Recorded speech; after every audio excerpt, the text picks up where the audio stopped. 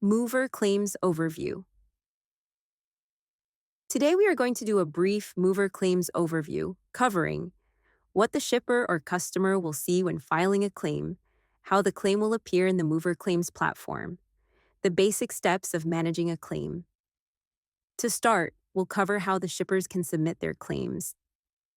Claim submissions can happen on your website using a code snippet, or you can direct shippers to moverclaims.com with a URL just for your company.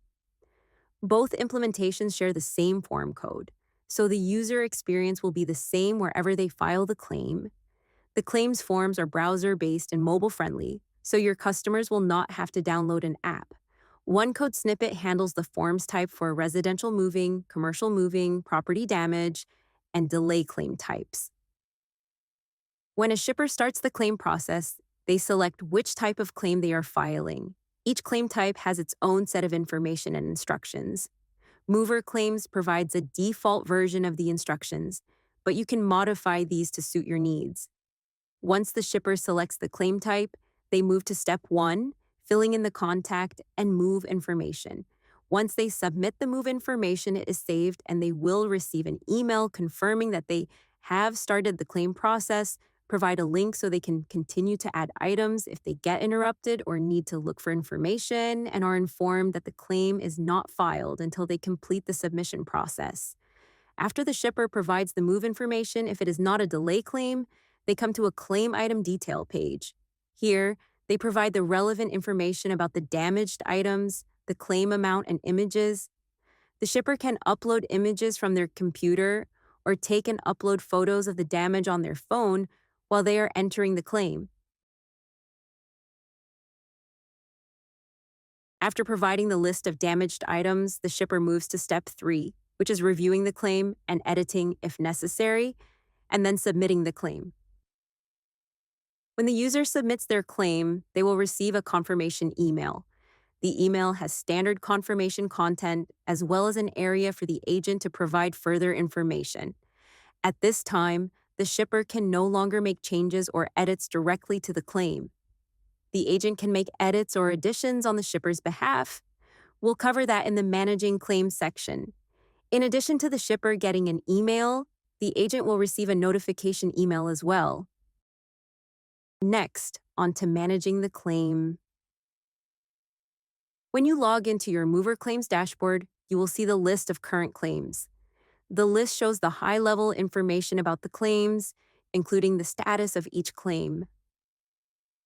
The list can be filtered on a number of criteria. To start managing a claim, click on the claim line to open the details. From the top down, at the top of the screen, you see buttons to update claim status, view activity, email the claim, and archive the claim. We'll come back to this area in a bit. The next section is the claim type, bill of lading, and the assignee.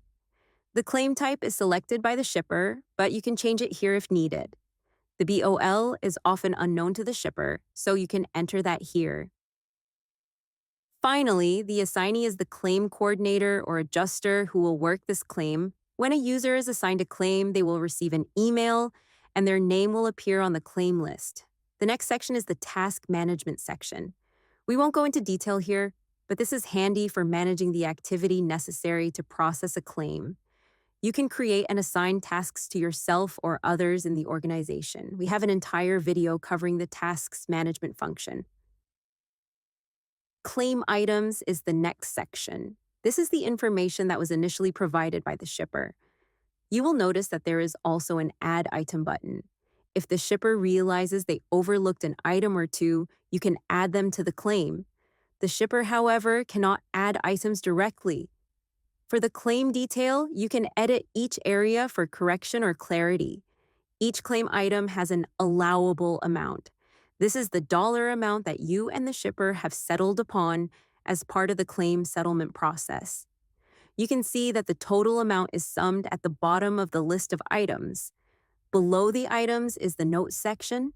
Any important information that needs to be part of the claim can be added here. Now, back up to the top in the buttons. The claim status helps manage each claim through the process. Properly tracking the claim status also allows the reporting module to accurately reflect how well your company is managing claims.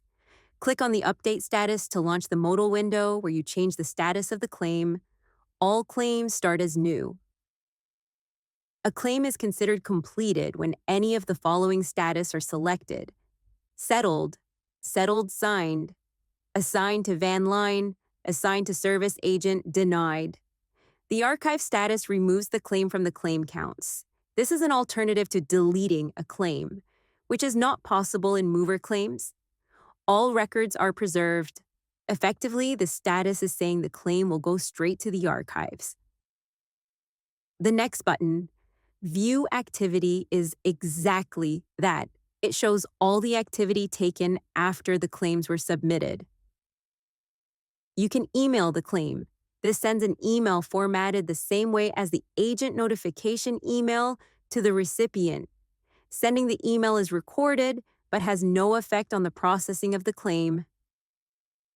Archive is archiving the claim and preserves the current claim status. The claim is not shown in the claims list by default, but can be viewed using the lookup or filters. The final step in managing the claim is processing the final settlement. Scroll to the bottom of the Claim to the Settlement section. Click the Create Settlement Agreement button. The settlement agreements are generated from templates. The default template lists all the items, their respective allowable or settlement amounts, and the terms of the settlement. Your organization can use the default settlement agreement or create your own. To create the settlement agreement, select the template, enter the settlement date, select the settlement type, enter the settlement amount. The settlement amount will be the sum of the item allowable or settlement amounts.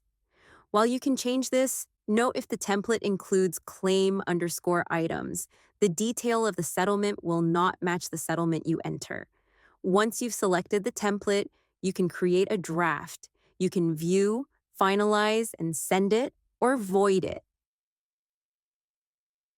After you create a finalized settlement, the shipper will receive an email to electronically sign the agreement. You will also have the option to create and download a PDF version for offline signing.